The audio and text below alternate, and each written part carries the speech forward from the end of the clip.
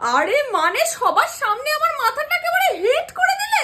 তো আপনি একটু ঘাটটা সোজা করে দাঁড়ান না। মানে আমাদের সবার মান সম্মান একেবারে ধুলোয় মিশিয়ে দিলে। ও এই ব্যাপার, বলুন আপনার সম্মানটা কোথায় পড়ে গেছে, আমি গিয়ে পুড়িয়ে ধুলো ঝেড়ে নিয়ে চলে আসবো। ধুর ধুর, তোমাকে নিয়ে আর কোনোদিন কোনো বিয়ে বাড়িতে যাবো না। কেন মা? তুমি বিয়ে বাড়িতে গিয়ে কারোর সাথে একটা কথা বললে না?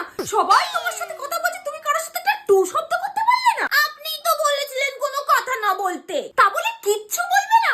মল্লিকা তো ভাবছে তুমি বুঝি বোবা আর কালা, ভালো কথাগুলোর তো উত্তর দেবে। আমি কি করে বুঝবো কোনটা ভালো কথা? তাও নয়, ছেড়েই দিলাম, তুমি গিয়ে কিনা বরের ধুতি খুলে দিলে। হায় হায় হায়। আমি তো শুধু প্রণাম করতে গিয়েছিলাম, তখনই বরকে ই করে চাগিয়ে দিল, তাই জন্যই তো ধুতিটা খুলে গেল। বরকে কেউ আবার প্রণাম করে নাকি? আপনি তো বলেছিলেন, যাক